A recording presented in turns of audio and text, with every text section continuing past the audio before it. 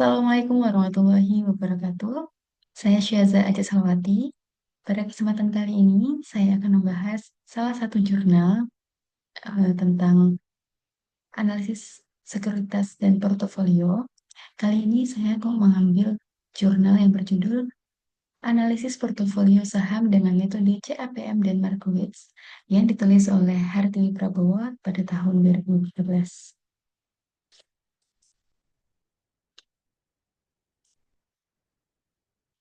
Pada penelitian ini, peneliti menguji saham pada indeks LQ45, yaitu kumpulan 45 saham dengan transaksi komersial terbesar di BEI berdasarkan data 4 periode. Pada penelitian ini diambil Februari 2009 sampai Januari 2011. Saham yang dipilih untuk diteliti ada 19 saham yang tergabung dalam LQ45, yaitu AALI, ADRO, ANTM, ASI, BBCM, BBRI, BDMN, BMRI, INCO, INDF, SAT, MEDC, BGAS, PTBA, SMCB, TINS, TLKM, NSP, dan UNTR. Terdapat 4 rumusan masalah dalam penelitian ini. Yang pertama, bagaimana hasil return yang diharapkan pada masing-masing saham. Yang kedua, bagaimana memilih saham terbaik dengan kriteria coefficient variation atau CV minimum.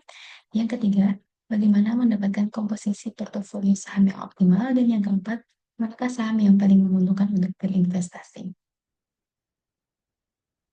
Mungkin ini bertujuan untuk mengetahui hasil investasi yang diharapkan dari saham indeks LQ45 dan memilih saham terbaik untuk mendapatkan komposisi portofolio optimal dan bukan untuk berinvestasi.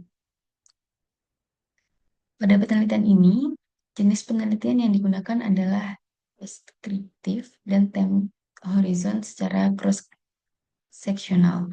Teknik pengumpulan data menggunakan data sekunder berupa harga saham, data IHSG, dan tingkat SPI selama periode Februari 2009 sampai 2011. Teknik pengambilan sampel dengan cara mengambil data dari 19 perusahaan yang masuk dalam indeks LQ45 selama 4 periode secara berturut-turut. Penelitian ini menggunakan beberapa metode analisis dalam mencapai tujuan penelitian, yaitu Capital Asset Pricing Model atau CAPM, Coefficient of Variation atau CV, dan teori portofolio model Markowitz. Kemudian kita akan membahas hasil penelitian. Yang pertama, hasil penentuan dan pengukuran beta 19 saham. Beta digunakan dalam mode CAPM untuk menghitung return ekspektasi. Beta adalah pengukur risiko sistematik dari suatu sekuritas atau portofolio relatif terhadap risiko pasar. Beta mengelompokkan saham ke dalam 3 kelompok, yaitu yang ketika betanya kurang dari 1 disebut saham agresif. Beta yang lebih dari 1 disebut saham lemah, dan kelompok saham yang mempunyai beta sama dengan 1 disebut netral. Berdasarkan hasil analisis, 95% dari 19 saham yang telah dipilih memiliki beta lebih dari 1. Artinya saham ini termasuk saham yang agresif. Tapi ada satu saham yaitu UNTR memiliki beta sebesar 0,98 dan di bawah 1. Artinya saham ini disebut saham lemah. Saham 18 saham yang lebih dari 1 betanya itu mengalami kenaikan lebih cepat dari pasar secara keseluruhan dengan situasi pasar sedang menunjukkan gejala bullish. Dan saham tersebut mengalami penurunan lebih cepat dibandingkan dengan pasar secara keseluruhan di mana pasar dalam keadaan bearish. Hasil perhitungan CAPM.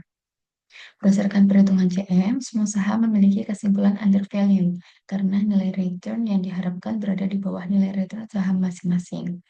Maka berdasarkan hasil perhitungan CAPM, hasil dapat disimpulkan adalah harga saham pada masing-masing 19 saham tergolong murah karena return yang diharapkan lebih kecil dari return yang diperoleh. Langkah selanjutnya adalah penyeleksian saham untuk portofolio dengan metode perhitungan coefficient of variation. Berdasarkan data return average dari 19 saham, rata-rata memiliki return yang bernilai positif, tapi ada pula yang bernilai negatif. Nah, saham yang bernilai negatif ini dikecualikan dari pemilihan, kemudian penulis memilih 10 saham teratas dari peringkat yang nantinya akan dimasukkan ke dalam portofolio. Peringkat yang dibuat berdasarkan CV yang paling kecil yakni UNTR, SMCB, ASI, INDF, BBRI, BBCA, BMRI, MEDC, Inco, dan BDF. Portofolio diversifikasi dengan teori Markowitz. Saham-saham yang telah dipilih berdasarkan CV tersebut kemudian diuji korelasi dari tiap saham tersebut. Koefisien korelasi menunjukkan besarnya hubungan pergerakan antara dua saham relatif terhadap masing-masing deviasinya. Nilai dari koefisien korelasi berkisar dari +1 sampai dengan -1.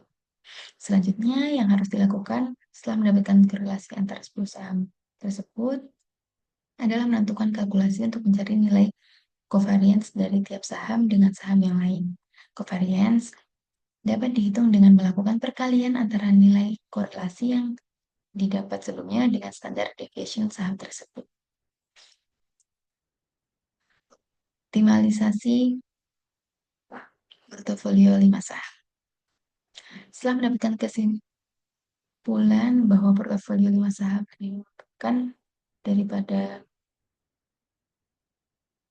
10 saham. Jadi sebelumnya setelah mendapatkan nilai covariance tadi, menentukan alokasi saham sementara untuk menghitung return portofolio dan risiko portofolio dengan menentukan weight tiap-tiap saham sebagai kadar proporsi portofolio. Kemudian 10 saham tersebut dibagi weight-nya secara rata sebesar 10% untuk setiap sahamnya. Nah, kemudian penulis itu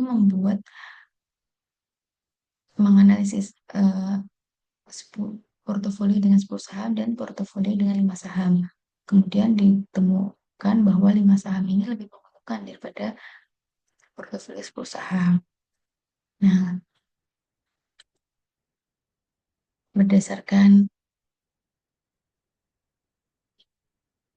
kemudian berdasarkan hasil penelitian tersebut, 5 saham yang paling menguntungkan adalah UNTR, SMCB, HSII, INDF, dan BBRI.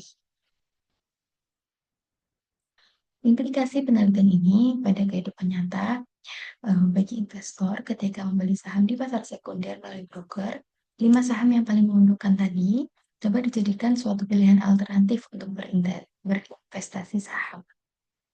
Karena saham-saham tersebut merupakan hasil penyeleksian terbaik seperti yang telah dijelaskan di atas. Sedangkan untuk perusahaan yang mengeluarkan saham, agar return sahamnya baik sehingga diminati oleh investor terdapat beberapa cara. Salah satunya itu dengan melakukan banyak interaksi dengan masyarakat dan dengan pasar modal. Dengan kata lain, perusahaan harus terbuka. Hal ini dapat menumbuhkan rasa kepercayaan investor terhadap perusahaan tersebut. Salah satu cara perusahaan berinteraksi yaitu dengan mengadakan public expose. Demikian pembahasan kali ini. Terima kasih. Assalamualaikum warahmatullahi wabarakatuh.